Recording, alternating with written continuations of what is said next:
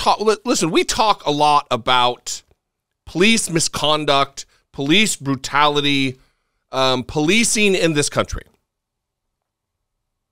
And it never seems to be good news. It never seems to be good stories. In fact, the stories that you hear that end up being copaganda, they end up being propaganda for cops, like, oh, the guy took time out of his day to give a kid a ride or buy a kid a Subway sandwich. And the cops came out and they did a walk around the neighborhood and it was great. Yeah, it's always kind of like, look who they didn't kill extrajudiciously today. It's always shitty. And the reason that it bothers me so much is the fact of stories like this one from Seattle. This story doesn't involve a high-speed chase where someone was acting, doing bad dog shit. This is people, a girl crossing the street, a grad student, someone who didn't commit a crime, someone who was not suspected of committing a crime. She wasn't a perp.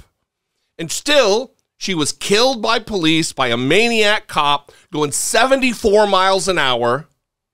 And then when they went to investigate whether he was on drugs and then talk about what criminal culpability or liability he may be facing, two cops in the police union, we're talking about, two leaders in the police union, the vice president of the Seattle Police Officers Guild and the president are on the phone, cackling with delight, talking about how she was it's just a regular person, and just write a check. Her life had limited value anyway. Yeah.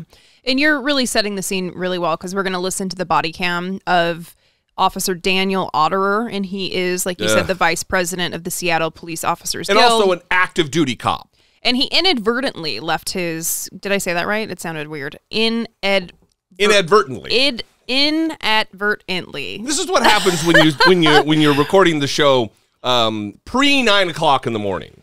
And you're gonna, I'm pointing that out because at the end of the clip, you're gonna hear rustling, and he's reaching for, he realizes in the middle of having this conversation that when he's laughing about the death of a 23-year-old woman who was, like you said, hit and killed by another officer when he was speeding in a crosswalk, he's laughing about it. He's talking about how her life had limited value. He's saying, just cut a check. Yeah. He's being wildly cruel and callous.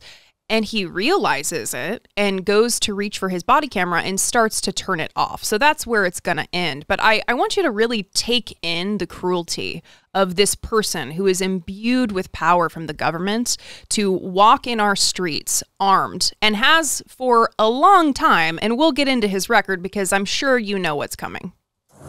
Yep, totally. All right, brother. Well, yep. I'm sure GCIS is. And oh, he's good. He says, well, normally we don't give voluntary statements. And I said, hey, you're going to have to decide if you wanted to give a statement or not. But it does not seem like there's a criminal investigation going on. Otherwise, there would be other... What's that? Yeah. Otherwise, there might be other people arriving, correct? Yeah, I mean, he's going 50. That's not out of control. That's not reckless for a trained driver. Yeah, lights and sirens. Yeah. Yeah, well, there's some... initially... he said she was in a crosswalk. There's a witness that says no, she wasn't. But that witness could be different because I don't think she was thrown 40 feet either. I think she went up on the hood, hit the windshield, then when he hit the brakes, flew off the car. But she is dead.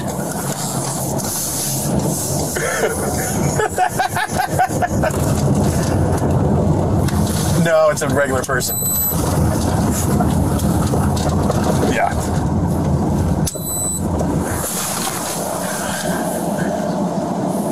Yeah, just write a check. Just...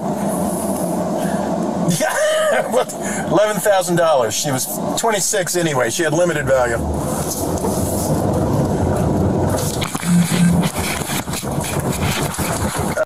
Rustling, panic, turned off his body cam, which I don't believe they should be able to do.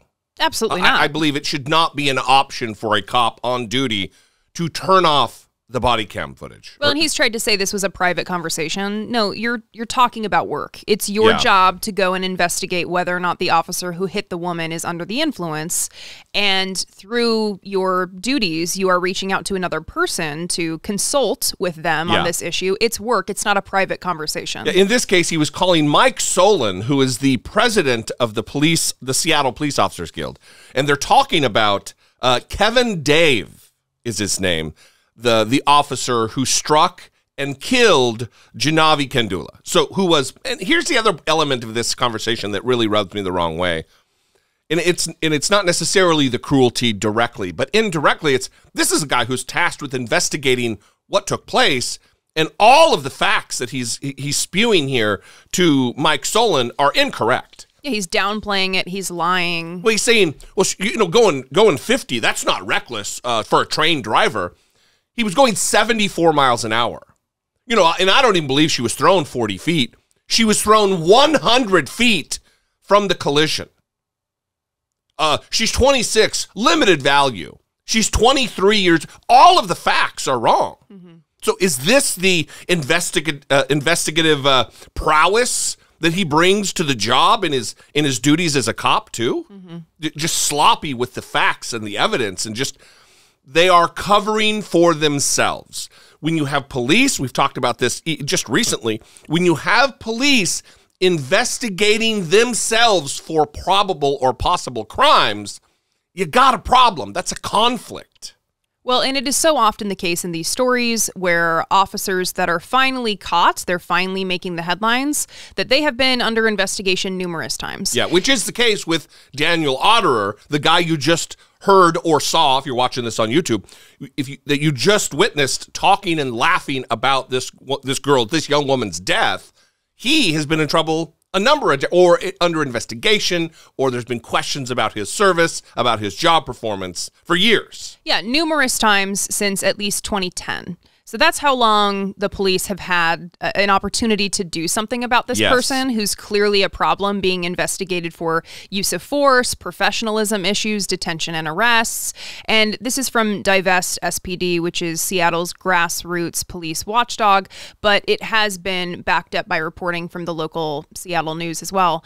And in one of the cases in 2010, Auderer was one of several officers who stopped two Mexican immigrants under a false pretext. The officers were caught on camera verbally abusing them and roughly arresting them.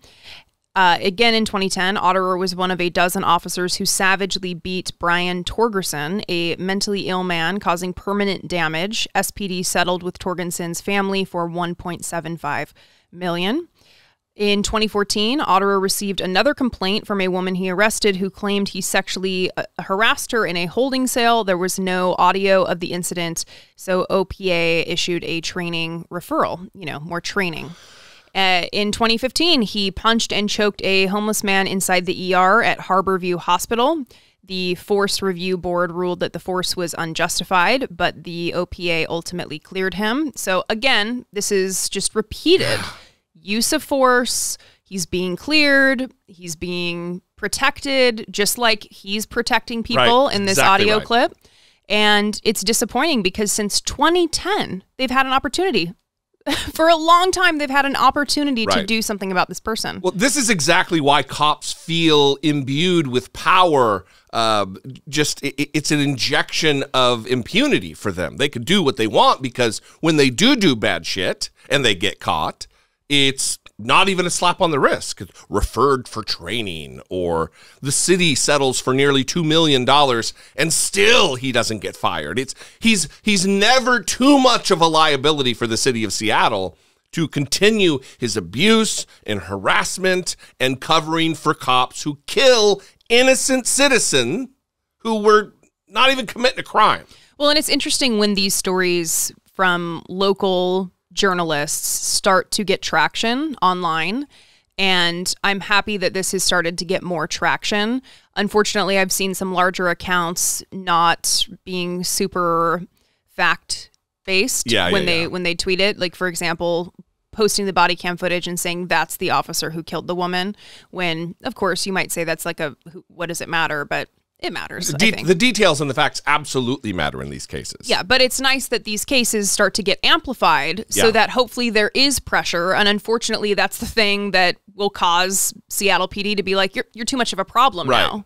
You're too much of a problem. Now that the knowledge of your impropriety and bad behavior is known widely, now it's a problem. But when it's, just locally, everybody knows you're an asshole, well, we can handle that. Yeah. Seattle also has, every major metropolitan area in the country has a problem. This is just another one of them.